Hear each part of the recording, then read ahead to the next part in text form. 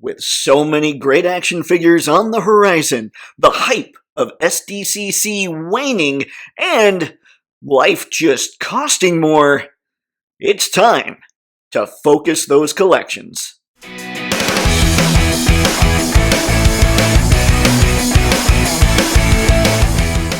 Well, hello there everybody, I'm Photo Dave and this is Toypixx, a channel all about helping you and helping me get a whole lot better at our action figure photography. So if that sounds cool to you, go ahead and click subscribe while I describe what's going on in this video. Yes friends, most of us have to really pare down and focus that collection. Some of you have a smaller budget for figures than I do.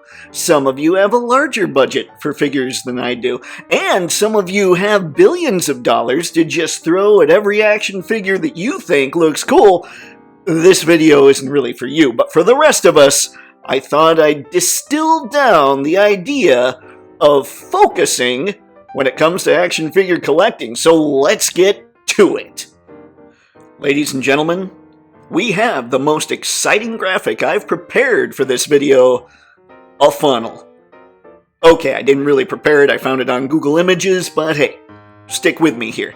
If you've ever been in sales or played with a CRM tool, or maybe even a little bit of both, you understand what a sales funnel does. Basically, you have at the top, you have all the leads, so everybody that you collected email addresses and phone numbers, things like that for, they go right in the top of the funnel. And then throughout the funnel, if they meet certain criteria, they're pushed into the next one, and the next one, and the next one. Once they meet this first criterion, they go to the second criterion and all that, until eventually the funnel might spit out 2 or 3 actual customers. So that's the idea of a sales funnel, and I think when we're talking about focusing our action figure collections, we can apply that idea for what we do, except the criteria for our funnel should be the rules that we have as action figure collectors. So, this next part, I'm going to show you my rules. And over there are the rules. The first rule, it's got to be a great looking figure. What does that mean? That simply means it better look like Wolverine if it's supposed to be Wolverine. The next rule, these things better have great articulation, and what that means is basically if it's a person, it better move like a person. I don't want to see any kind of waist cut where it looks like you took the top half and glued it to the bottom half with just a slight angle of a twist. Just doesn't look good, but if everything moves smooth and everything looks like you can pose it and it looks like a reasonable facsimile of an actual human being for human being characters, that equals great articulation.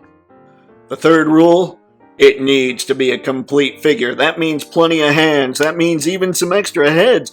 And barring those things, it better at least have all the weapons that it makes sense that it should have. Otherwise, I can't get a whole lot of cool expression and different looks out of these figures when my goal is taking pictures with a lot of looks and expressions from my figures.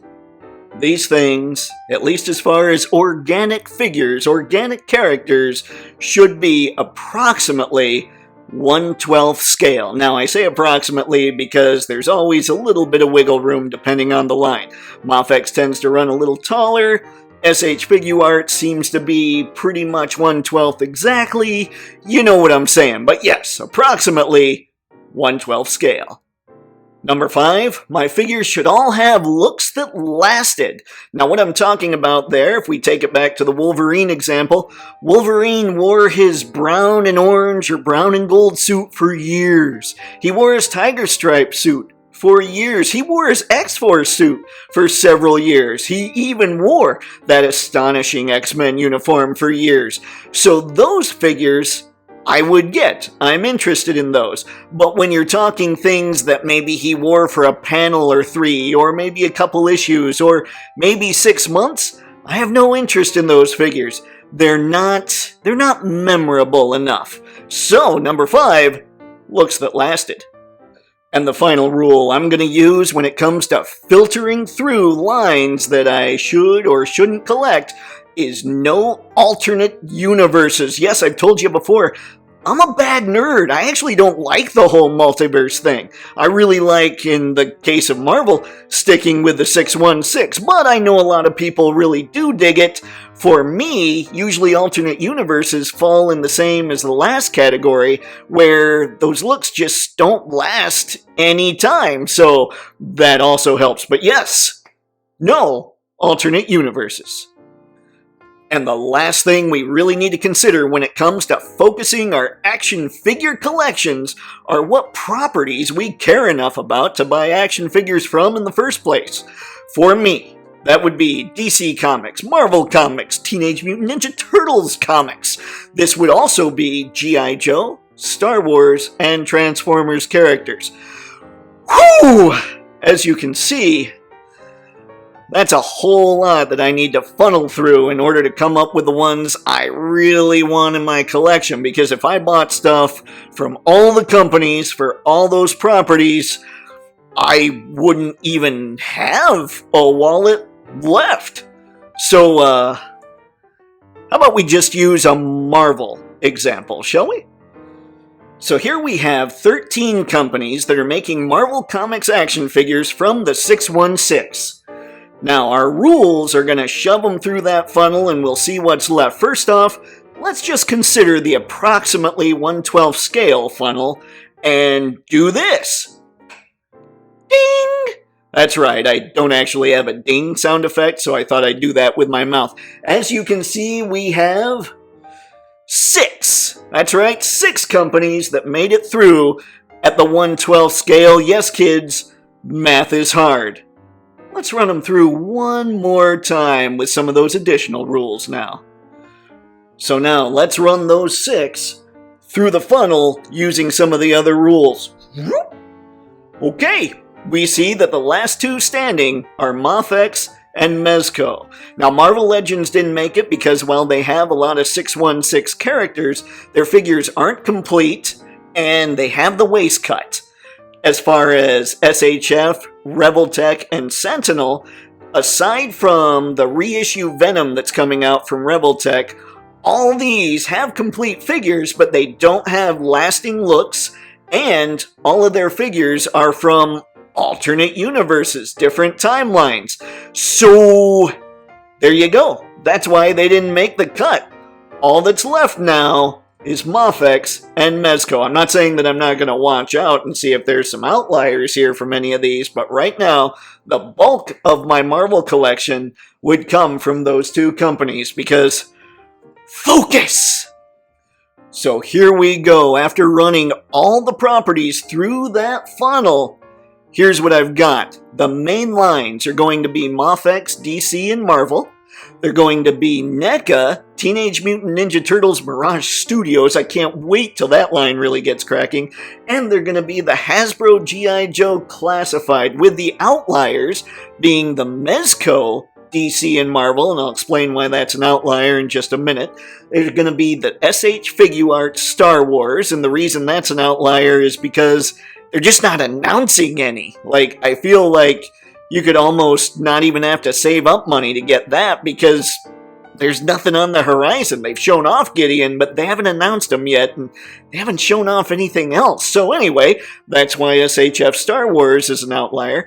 And then the Transformers MDLX line. Yes, I know they're not 1/12 scale, but I do love me some Transformers, and they're also releasing at a pace that SH Figuarts seems to be releasing their Star Wars stuff. Now, the reason the Mezco, DC, and Marvel is an outlier is because, for me, I'm big on articulation, and when it comes to Marvel again, for instance, they're gonna keep going with Spider-Man and the X-Men, and then when it comes to DC, they're gonna go with Batman and Superman and all that.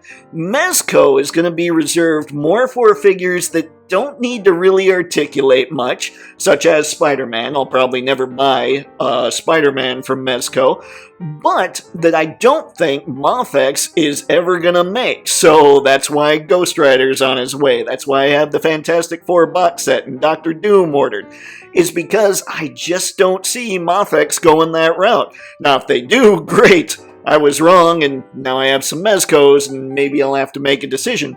That's why Mezco's an outlier. But remember, folks, when it comes to trying to funnel all this stuff through to really focus your collection, you also have to be picky. Just because you funnel it all through and you get these doesn't mean you have to buy every version of every single thing that these guys produce. Use your own discernment. What do you dig? Make sure that you're not just going crazy on all this, because that's when people think you're nuts, and that's when you have a crowded toy room and suddenly you're just not appreciating your collection all that much. And that, ladies and gentlemen, is that. And that really is how I determine which action figures I'm going to add to the collection, because the fact is, I'm on a budget, and I don't want Mr. Stabby, my wallet, to get angry with me because he might deem my life forfeit, and well, I plan on sticking around a little longer. So comment below and let me know how you filter out the noise. How do you decide which figures are going to make it into your collection? Because hey, most of us are on a budget, and most of us just can't buy it all, so I'm hoping this video helps out. As always, I'll be sure to leave product links in the description below, so if there's Amazon links, you can click on those. Purchase anything you want on Amazon. I would get a commission from that at no extra cost to you because, hey, affiliate links, and I really appreciate that. That's the best way you can support the channel right now, as well as sticking through to the end, watching these videos, liking, commenting, subscribing, and truly, I just dig that I get to enjoy this crazy little YouTube and Toypixx ride with all you equally nutty people out there. So until next time, have fun and happy snapping. See ya.